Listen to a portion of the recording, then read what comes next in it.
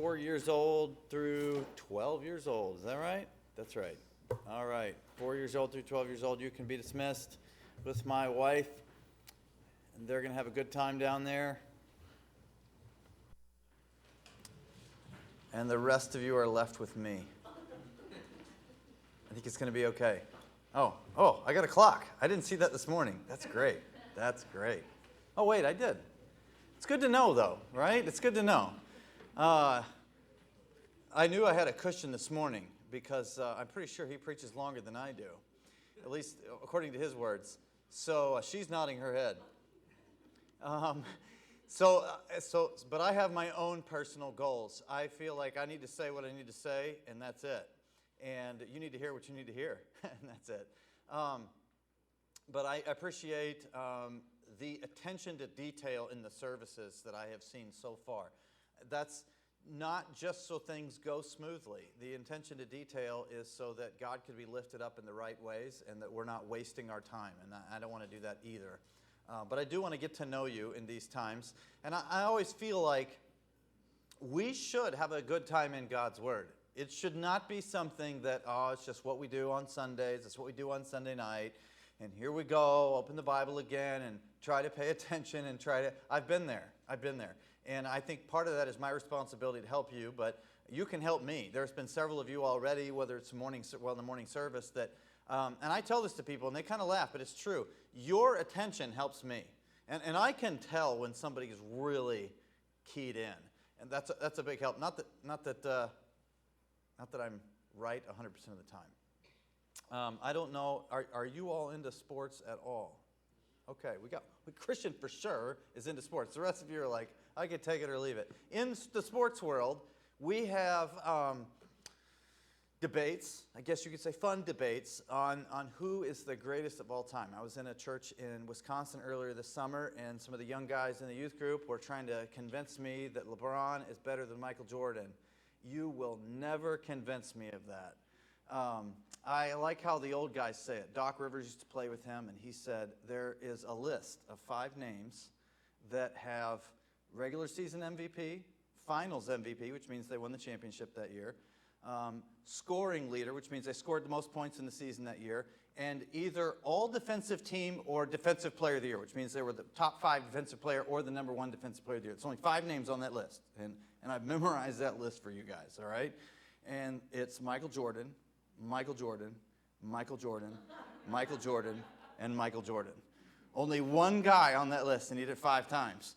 And so to me, that is probably one of the top stats that I would say goes to give him the greatest of all time. Now, other sports, I do not watch baseball enough to tell you, but I'm sure somebody would say that. And a lady told me one night, she said it's Willie Mays. I don't know. Football, I'm a big Peyton Manning fan. Yeah. But when Tom Brady went down to Florida, I was like, okay, you got to give it to him. I still think that certain quarterbacks, including Dan Marino, had they had the right coach and the right team, we might be talking different things. But that's my opinion of football. It's just such a different sport to say that. Soccer, do you have an opinion? You're the soccer guy. Ronaldo? Okay. All right. No? Really? Wow. Okay. Wouldn't have said that. But I can throw some names out, but I'm not good at that. Swimming, Michael Phelps, right? I just saw a little thing the other day. Was it 28 medals or something, all-time medals, and 20-something of them are gold? That's crazy. And was it 9 in one Olympic year that he won? 9 gold medals? And I remember watching those, just thinking, like, some of these people don't race more than one race in the entire Olympics, and he's racing back-to-back races and winning gold in both of them. You have to think, if he's in the pool, I might as well just get out. I'm racing for silver. I remember sprinting. I loved watching Usain Bolt. I loved that. Because I remember watching Michael Johnson set the record for 100-meter dash, and I remember distinctly the commentator saying, we will never see this record broken again. And then watching Usain Bolt do it, and it seemed like he let off a little bit at the end, was just mind-blowing. and I think the 200-meter, and just how fast of a runner he was. Those things are fun to debate, whether it's the football, because there's some controversy here about that, I can see, or it was soccer, or even basketball. But you know, this debate's been going on a long, long time. Turn to Luke chapter 22, and we're actually going to see some of that debate there in Luke chapter 22. Luke chapter 22, and we're going to start in verse 24. It says, "And there was also a strife among them, which of them should be accounted the greatest. And he, Jesus, said unto them, The kings of the Gentiles exercise lordship over them, and they that exercise authority upon them are called benefactors. But you shall not be so. But he that is greatest among you, let him be as the younger, and he that is chief as he that doth serve. For whether is greater, he that sitteth at meat, or he that serveth? Is not he that sitteth at meat? But I am among you as he that serveth." They were having this debate on their way up to Jerusalem, and it was probably in conjunction with the same conversation that we read in Mark chapter 10 of James and John wanting to sit at his left and his right hand. And there's another passage that talks about their mother, which we believe was someone who gave a lot of money to help them along their way, whether it was maybe place to stay or food to eat or whatever they needed money for. And so she was kind of saying, hey, can you do this for my sons, because this is what I have done, and look what they've done. And there was strife among them, which should be the greatest. And I can see their thinking. They believe that Jesus Christ was the Messiah, as I do as well, but they believed he was going to set up his kingdom. And so if in their mind, that if he's going to set up his kingdom right now, and he's chosen us 12 people to follow him, and he's used us in his service, then when he sets up the kingdom, he's obviously going to have other people rule certain areas, and we will answer to him, but this is the way things are done. And so if that's the case, who's going to be on his left and his right hand? Two of us are going to be, positioned higher than the rest. So who's it going to be? And I'm sure that somebody said, maybe Matthew, I've given a lot of money. Maybe James and John were like, my family's given a lot of money. What are you talking about? And maybe somebody said, well, yeah, but when he sent us out, I cast out more demons than you did, and I healed more people. And Peter probably said, well, I preached more than anybody. And somebody's like, Peter, you talk more than anybody. There's whatever the debates were. I'm sure that they were interesting and they had their own merit. But as Jesus hears this, he says, you guys have it all wrong. He says, look, this is what the Gentiles do. This is what the world does. And if somebody's sitting at meat, if somebody's sitting at a meal, and there's somebody serving them, who is greater? Our context doesn't make a ton of sense. Because anybody, I heard this by someone from the UK, they said, look, in America it's completely different in the UK. He said, in the UK, we might mistreat our waiter or waitress at the restaurant because that's who they are. They're never going to be the Queen of England. But in America, anybody can be the president. And he said it seems as if everyone understands that. And you have this, should be, mutual respect among each other. Well, this was not the case in this time. In this time, if you were the serving person, that is who you are probably going to be in your family, maybe for generations, where if you sat at meat, the reason you sat at meat is because you were somebody important. They didn't have restaurants. So you had someone serve you. And it was the obvious case that if you were the one sitting at meat being served, that you were the more important person in that dynamic. But he said, that's the way it is in your culture. But what have you seen me do? You know that I'm your master and Lord, and we're going to see that in a little bit. You know that that's who I am. But what have you seen me do? Sit at meat or serve? And that had to spin in their minds like, yeah, it doesn't really quite make sense. Now go to John chapter 13. And this is fast forwarding not very far. Because in the Mark passage and in the Luke passage, they're on their way to Jerusalem, in which Jesus is saying, I'm going to go and be crucified. We're at this Last Supper time, and we'll see that in John chapter 13 and verse 1. And Jesus is going to expound upon this conversation that he's had with them. So John chapter 13 and verse 1. Now before the feast of the Passover, when Jesus knew that his hour was come, that he should depart out of this world unto the Father, having loved his own which were in the world, he loved them unto the end. And supper being ended, the devil having now put into the heart of Judas Iscariot, Simon's son, to betray him, Jesus, knowing that the Father had given all things into his hands, and that he was come from God and went to God, he rises from supper and laid aside his garments, and took a towel and girded himself. And after that he poureth water into a basin, and began to wash the disciples' feet, and to wipe them with the towel wherewith he was girded. Then cometh he to Simon Peter, and Peter saith unto him, Lord, dost thou wash my feet? And Jesus answered and said unto him, What I do thou knowest not now, but thou shalt know hereafter. And Peter saith unto him, Thou shalt never wash my feet. Peter is saying what the rest of them are thinking. You should not be doing this. You are abasing yourself too far. You should never wash our feet because of who you are, and we are less than you. And you should never stoop to that far. And so Peter is scandalized by this and is trying to stop what is happening. He does not want to be embarrassed by this. And then again, and Jesus finished, verse 8, If I wash thee not, thou hast no part with me. Simon Peter saith unto him, Lord, not my feet only, but also my hands and my head.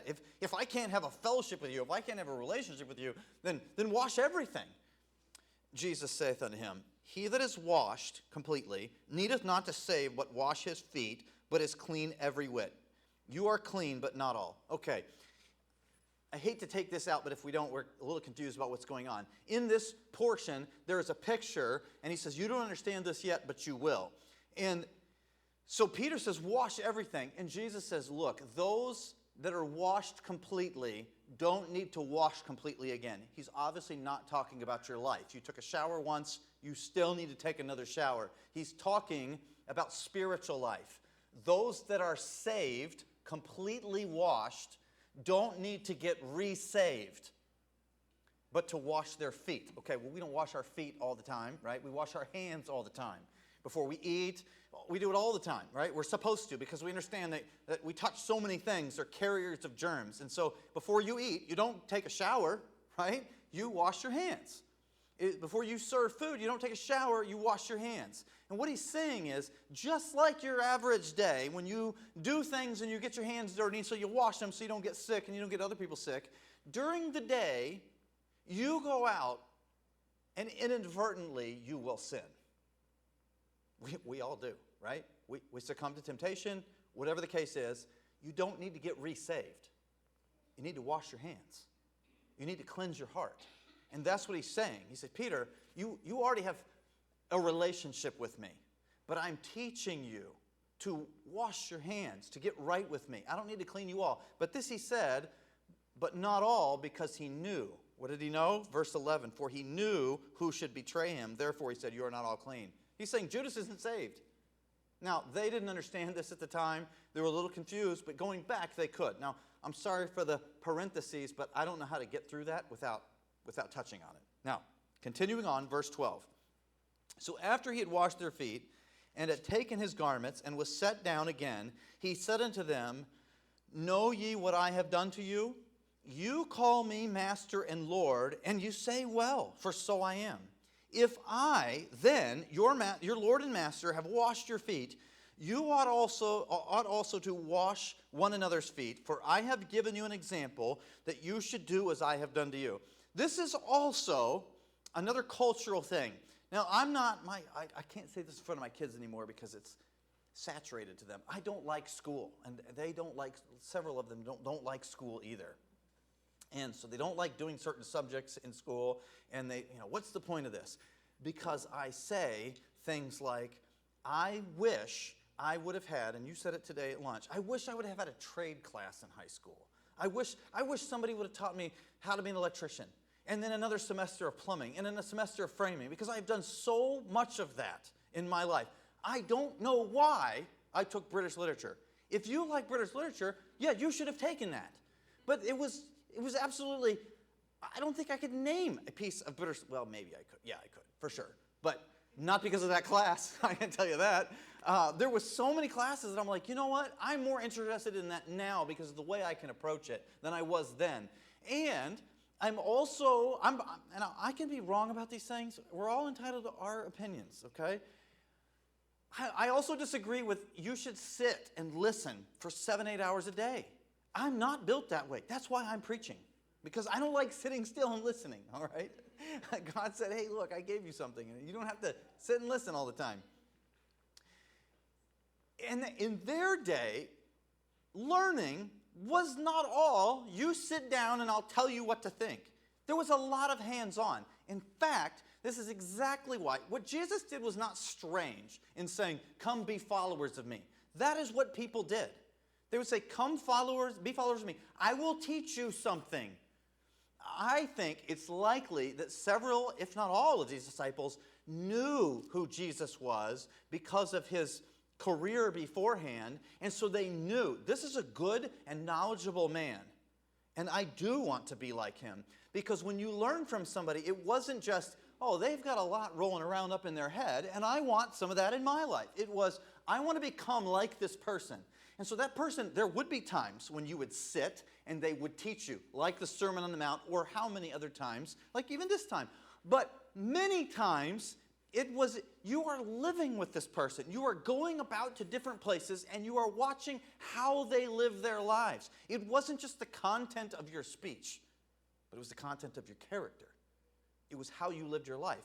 And so what he's saying is, yes, I am your Lord and Master. You're correct about that. And me, your Lord and teacher, Master, I am teaching you something here with my example in my life, because I want you to be like me. And what he is telling them is, going back to that statement about who is the greatest, he's saying your goal is not to be great. That's never been the goal of Jesus. Your goal is not to be great. It's to be like Jesus. He's saying, I have given you an example that you should do as I have done to you. And as you go out, and he continues in the chapter and he says, by this shall all men know that you are my disciples, if you have love one to another. When they see how you live your life, they will know that you are my disciple. Did Jesus do miracles? Yes. But he's not saying they're going to know you're my disciple because of the miracles you do. Was Jesus well known because of his public speaking and speaking to thousands of people? Yes. But he's not saying, by this shall all men know that you are my disciples if you speak to lots and lots of people and you're good at it. No. He says, look at my life. And just like the Mark chapter 10 passage that we read, I didn't come to be ministered to, he said. I came to minister. This is who I am. And so he gives us this example in John chapter 13 of how he served. And so this is what he is telling them. This is how I want you to be. And so every Christian, and I think outside, this is my opinion, outside of the crucifixion, this is the greatest glorification of Christ, of who he is. This is the greatest example of him saying, this is who I am, and this is who you need to be going forward. So let's go back to verse 1 of chapter 13. It says, now before the feast of the Passover, when Jesus knew that his hour was come, that he should depart out of this world unto the Father, having loved his own which were in the world, he loved them unto the end. And later in the chapter, he doubles down and says, I want you to love each other. He served them in love. That is who he was. He loved them. And he said, look, I know I'm about to go out from here and go to the garden where I will be betrayed, where I am going to pray, and from there it's going to be the trial. But even though this is the doorstep of where I am, I know this is what's going to happen. Even though I'm about to step out of the most difficult time of my life, I am not going to stop loving you. It says he loved them into the end. And there's different interpretations on that, and I think they're both valid. One of the interpretations is, at the end, he loved them the most. Yeah, great. But also that to the end, seeing the end coming, he's like, I'm not quitting. I'm not quitting loving. And we can say that he loved them in difficult times. This was a very difficult time. He knew it was going to happen. He knew that Judas was about to go betray him. You know, you serve what you love. Yeah, I do too. I do like sports. I like football. I'm recording a game right now because I like football. But what's more important to me than football? Church service. If I've got to miss it, I've got to miss it. And if the recording fails for some weird reason, okay, fine. Why? Because Christ is more important to me than football. I love hunting. I don't think I'm going to get to hunt this year. I had it all planned out that the second week of November, I was going to go hunting. I had a friend that owned property in a great place, and he has great deer there, and he sent me pictures of great deer that he shot, and I was like, that's what I'm going to do. And then a pastor said, hey, I want you to preach for me that week. And I was like, but I'm going to do what I need to do because it's more important to me. And so, okay, I don't get to do that. And then my friend sold the property. Okay, all right, I guess I couldn't do it anyway. The Lord knew. You know, there's things that we'd like to do, but we say, you know what? There's things that are more important. And they may be more important just because of priority, but that's real love. I've changed, Pastor, I've changed a lot of my definitions. Because of, you know, in Bible college, you're like, this is the definition of this word. And sometimes in Sunday school, we learn this, church, this is the definition of this word. But often when that's said, we're given dictionary definitions. And that's okay. But when it comes down to it, what I care more, what is the Bible definition of that word? And our English word love just does not compare. But when you see love in the Bible, there's an action tied to it. That's what love is. Love is doing something for somebody. It's benefiting them, not myself. You serve what you love. You serve what you love. And you can take a look at your calendar and say, what is it that I love? You can take a look at your bank account and say, what is it that I love? You can take a look at what you're willing to expend energy on, and it'll tell you what you love. And you can tell me that you love God and that you love His people. But if you're not spending your time, energy, and money on God's people, then don't tell me you love them. You can tell me that you love the lost. But if you don't spend your time, energy, and money trying to win them, trying to benefit them in the most important benefit that they need, you don't love them. I think it's an important thing. It's happened to me. It's something that we've done for years. When someone gets sick in our church, we make sure that they have food, right? When somebody is bereaving in our church, we make sure that they're taken care of. When somebody, maybe they have an injury or whatever, and they can't get their yard mowed, they can't do housework, our church makes sure. That is what a church should do. They should love those within these four walls. But it should not stop there. You should love your neighbors as yourself. You should love your coworkers as you love your church. How will they come to Christ if you don't love them? Well, they should want the gospel. Did you want the gospel? But somebody loved you. That's what we need to be doing. When your neighbors are sick, give them a meal.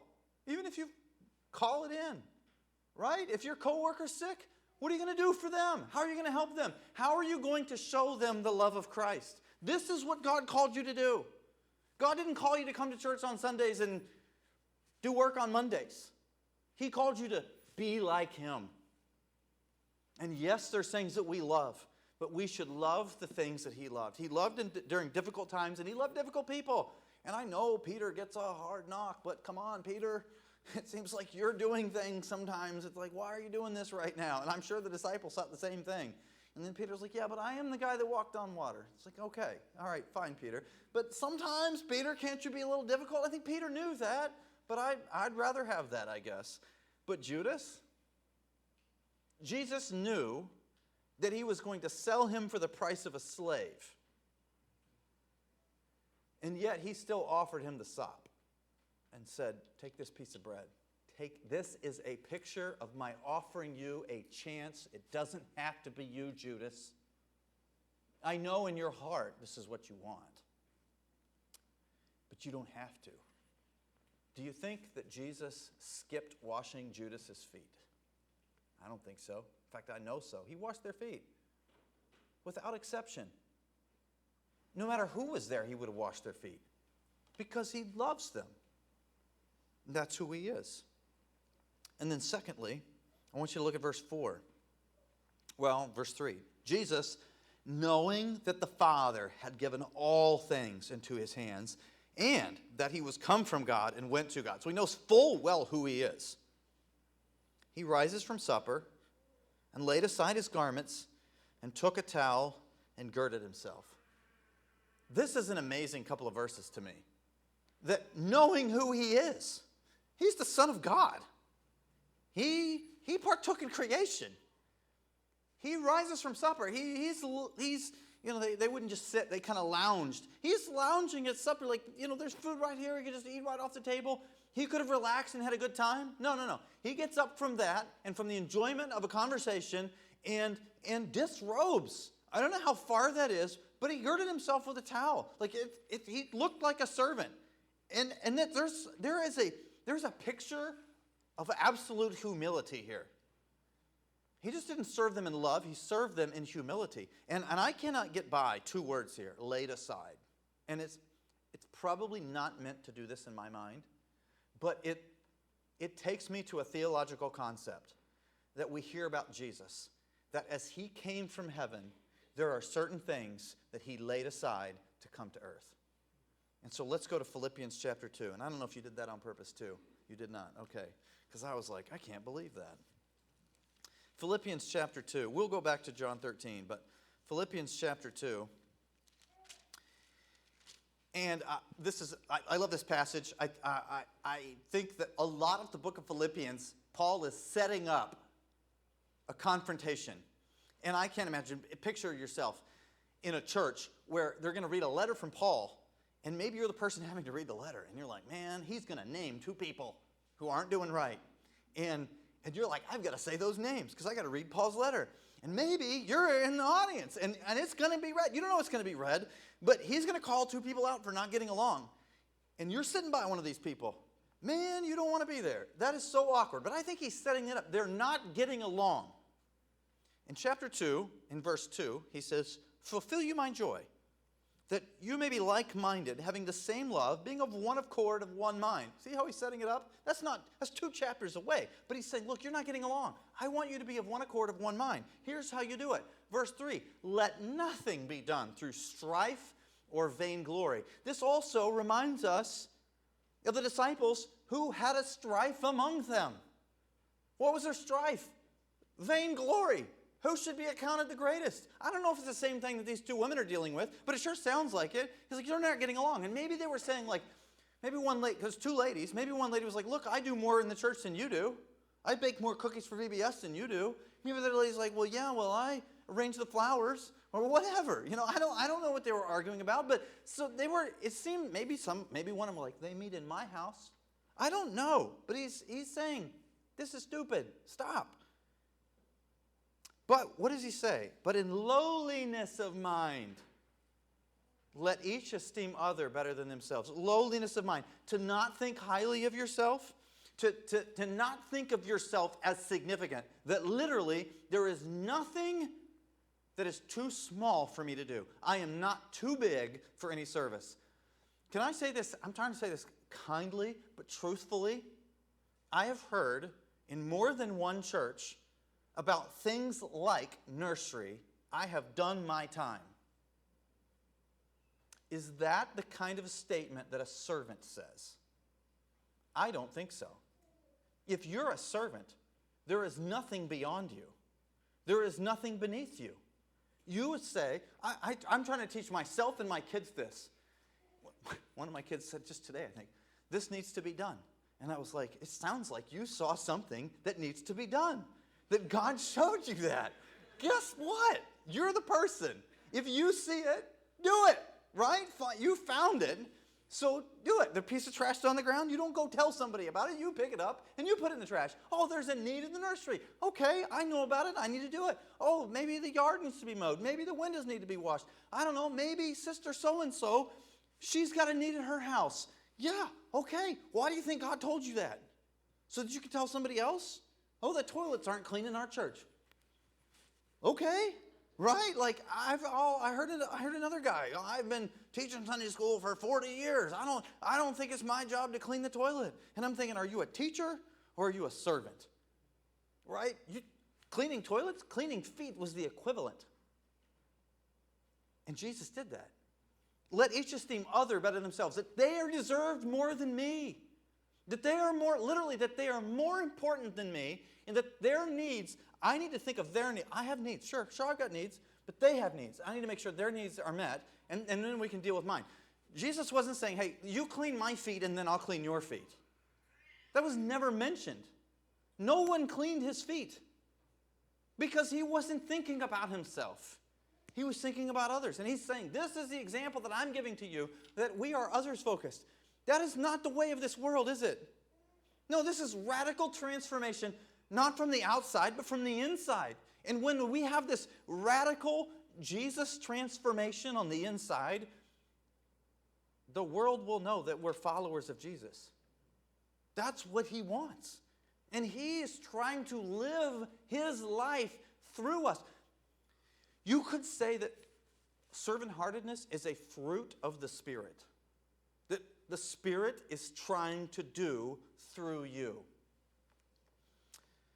I got to move on. There's more I want to say. But it says, verse 4, look not every man on his own things, but every man also on the things of others.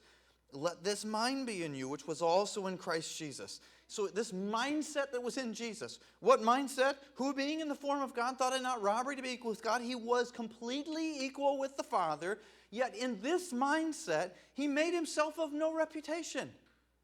He says this is the mindset that should be in you. That no matter who you are, you should not think about who you are, but make yourself into the form of a servant. And say, well, that's who I am. I am an imitator, a follower, a learner of Jesus. And I want to be like him because greatness is not what I'm seeking after, but to be like Jesus. And so he says, what is this mind? He made himself of no reputation. I love this word. This word is used in some Greek literature of a rich person who takes their riches and places them somewhere, gives them to somebody, I don't know, gives them to charity, I don't know, places their riches somewhere and leaves it never to return to their riches. So they're no longer a rich person. That's the word here. He made himself of no reputation. So no longer is his reputation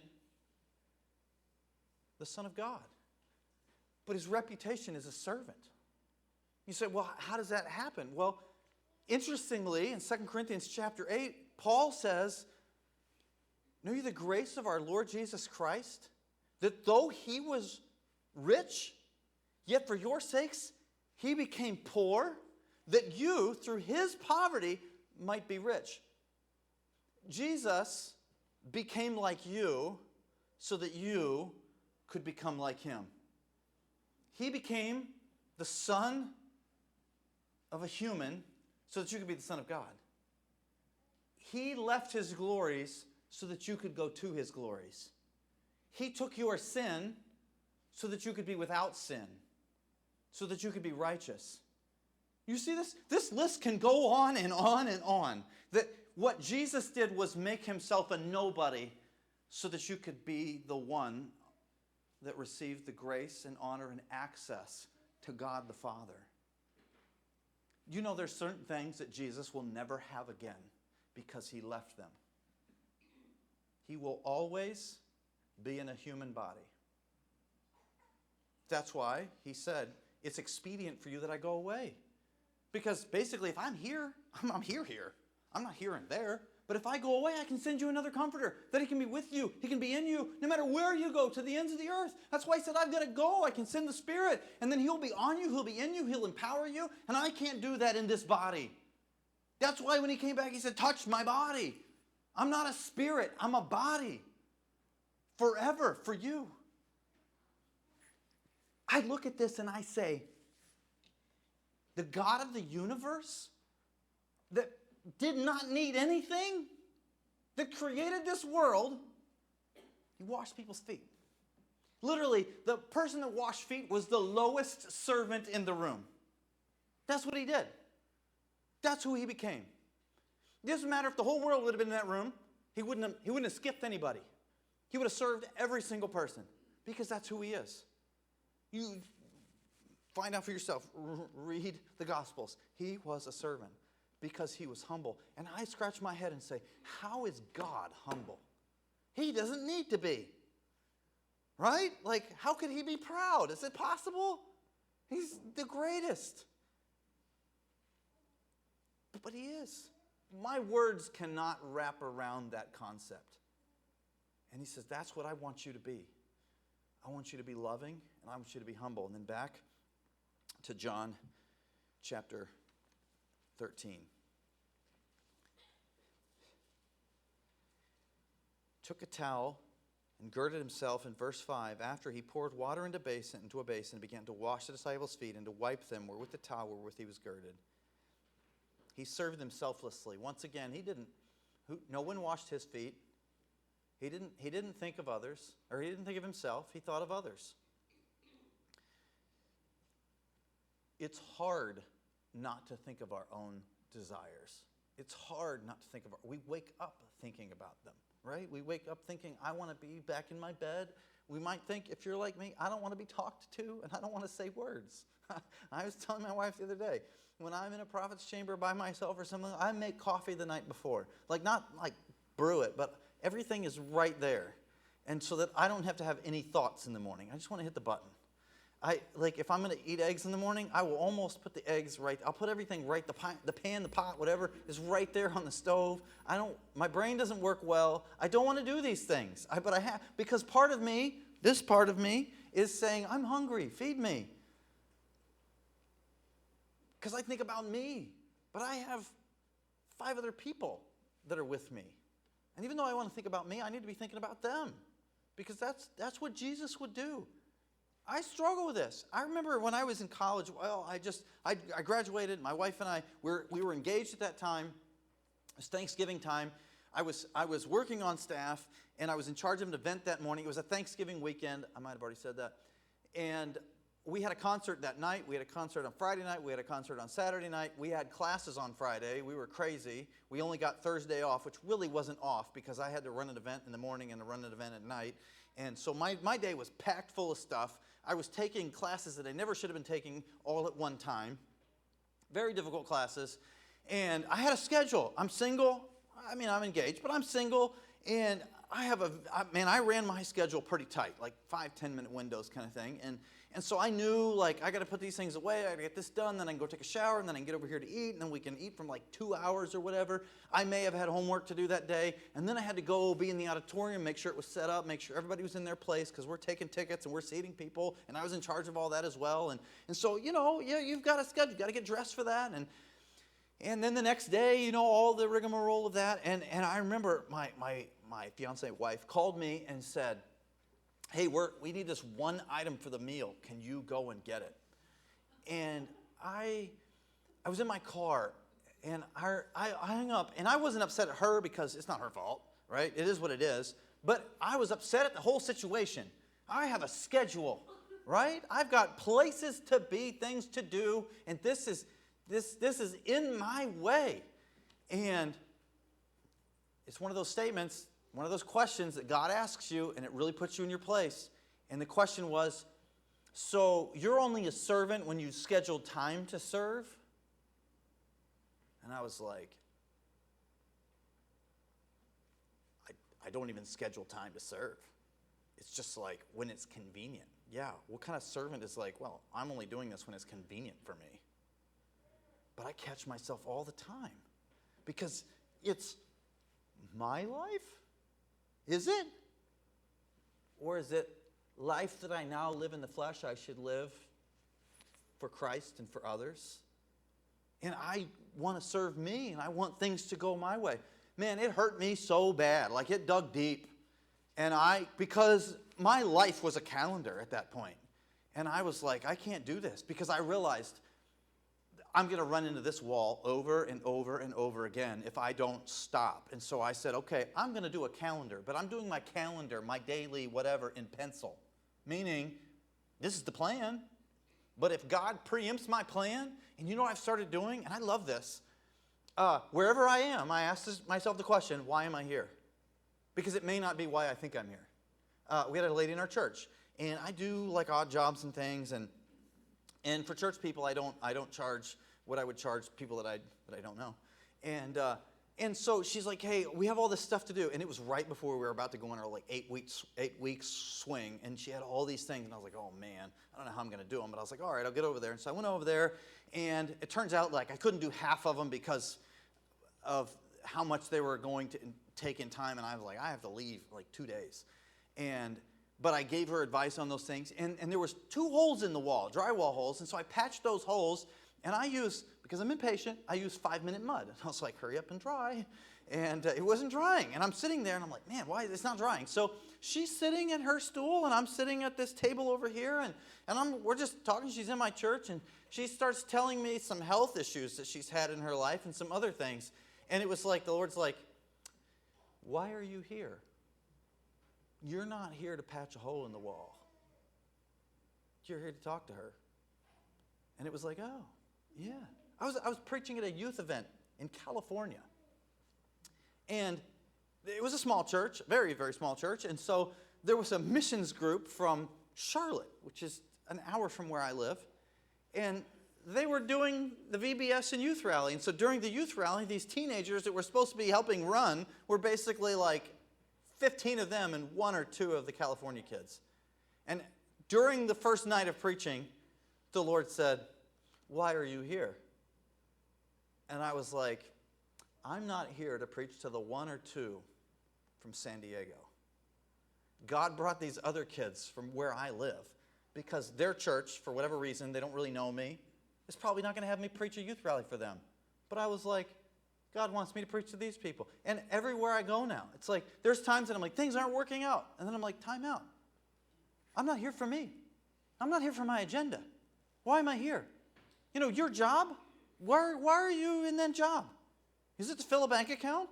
Or is it to serve the Lord and to serve others? Because I believe this 1,000,000%, that you have your job because you can reach people there that I can never reach, that your pastor will never rub shoulders with. God has planted you there. Why do you live in your neighborhood? God has planted you there to love them, to serve them, but you're not going to do it until you choose to be selfless. Till you choose to say, this isn't about me. This is about Him, and this is about them. And I want to meet their needs because that is Christ. That's how He changed the world. He didn't come saying, hey, look at me, I'm the Son of God. Look at my miracles that I can do. I can feed you. I can do all this. No. He says, I came to love you and serve you. That is the total opposite of what the world would do. But somehow it works. I intended not to bring this up. But I look at this Charlie Kirk thing. And I'm like, I know that Jesus died and it turned the world upside down, but I did not expect to see that to happen again. But I'm seeing people that I'm like, where is this coming from? And I'm like, I looked at the guy as like a political guy, but what's coming out? The gospel everywhere. My father-in-law, who pastors in Brooklyn, he's like, we talked about it. It's like, he's made it okay to talk about the gospel. Where people before were kind of offensive, now they're like, what is it that you have to say? And I'm like, by one person's death. But it's death to self. That's where it starts. It's saying, you know what? This might hurt my reputation with this person, but it's what I need to do. I need to serve them and I need to love them because that's what Jesus did. He girded himself with a towel and became a slave for others. And they were scandalized by it. This isn't what you're supposed to do. You're our Lord and Master. And he says, yes, you're right. I am. When I look back at my life as a junior high kid, I went to a church for a youth rally. It wasn't my church, but I went to this church for a youth rally. I was unsaved at the time. And, I had fun at the youth rally. I don't remember the preacher. I don't remember the preaching. But I remember after the preaching, we went downstairs for food, and there was 2 people, a couple, at the end of the food line. And all they did was put sloppy Joe meat on my hamburger bun. But the way they did it, when they talked to me, when they looked at me, I thought to myself, these people care about me. Why?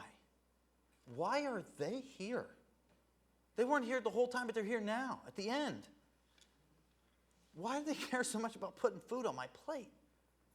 Now, I think about people like them. I think about a youth pastor who barely knew me. I think about so many people in my life that impacted me in great ways. And they weren't important people. And they may think the work that I'm doing is meaningless. It doesn't do anything. And I'm telling you that Jesus said a cold cup of water, if it's given in his name, will receive its reward. Because that's what he wants to see out of us, is not an attempt to be great, but an attempt to be like him. With your heads bowed and eyes closed.